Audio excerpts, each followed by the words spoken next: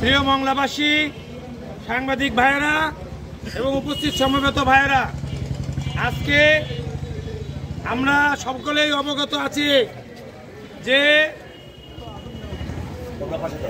নির্বাচন কমিশন কর্তৃক সংসদীয় আসনের সীমানা নির্ধারণ হয়।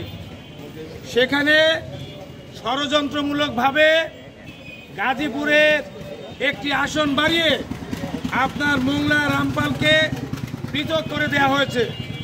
এই পৃথক মোংলা রামপালকে করেছে এটি সংসদীয় আসন 4 বিলুপ্ত করে, অর্থাৎ 3-এর রামপালকে বাগেরহাট কচুয়ার মধ্যে ঢুকিয়ে দেওয়া হয়েছে এবং মোংলাকে মোলগঞ্জ শৃঙ্খলার মধ্যে ঢুকিয়ে দিয়েছে।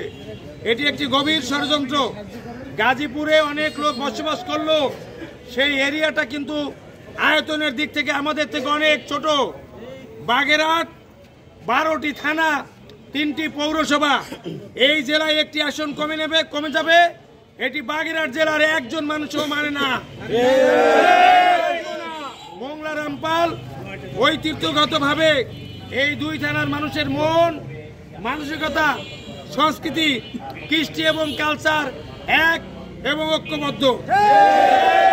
এই ঐক্যবদ্ধ মানুষগুলোকে 2 ভাগে বিভক্ত করার যারা ষড়যন্ত্র করছেন তাদের বিরুদ্ধে তীব্র নিন্দা এবং প্রতিবাদ জানাচ্ছি।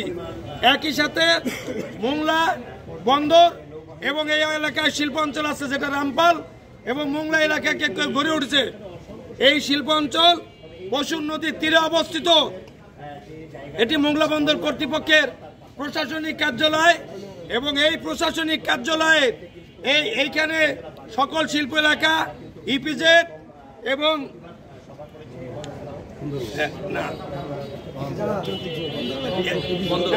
অর্থনৈতিক ইকোনমিক জোন এইগুলো সহ এবং মোংলায় হাজার হাজার মানুষের যে সুন্দরবন কেন্দ্রিক পর্যটন ব্যবস্থা, এইগুলোকে ধ্বংস করার একটি গভীর ষড়যন্ত্র।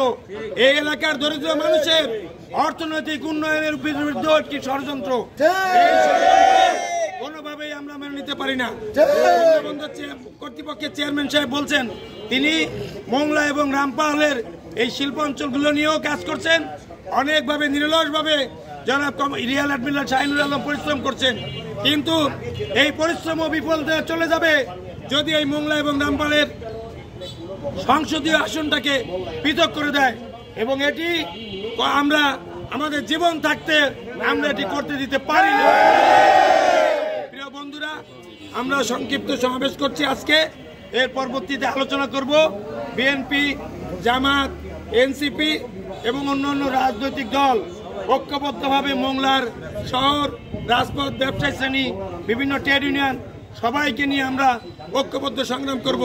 যতক্ষণ বাজে এই ঢাকায় যারা বোঝে না, তারা এই এলাকায় সফর করলো না, কোনো স্টাডি করলো না, কোনো ফিজিক্যাল স্টাডি করলো না এবং এই এলাকার মানুষের কৃষ্টি কালচার সম্পর্কে ধ্যান ধারণা না নিয়ে একটি কুখ্যাত সিদ্ধান্ত নিয়েছে। এই সিদ্ধান্তকারীর বিরুদ্ধে মিছিল হবে, নির্বাচন কমিশনের বিরুদ্ধে মিছিল হবে। এটি ফ্যাসিবাদের নতুন ষড়যন্ত্র বলে আমরা বিশ্বাস করি। বাস্তবায়ন হতে দেবে না। এ পর্যায়ে আপনাদের পরবর্তী কর্মসূচি কি থাকবে? আমাদের পরবর্তী কর্মসূচি আমরা মোংলা সকল রাজনৈতিক দল, ব্যবসায়ী, ট্রেড ইউনিয়নগুলো আলাপ আলোচনা করে সিদ্ধান্ত নিয়ে তারপরে আমরা ঘোষণা দিব। এটি আমার একার বিষয় না, এটি ঐক্যবদ্ধ সিদ্ধান্ত হবে সকল জনগোষ্ঠীর চাপে।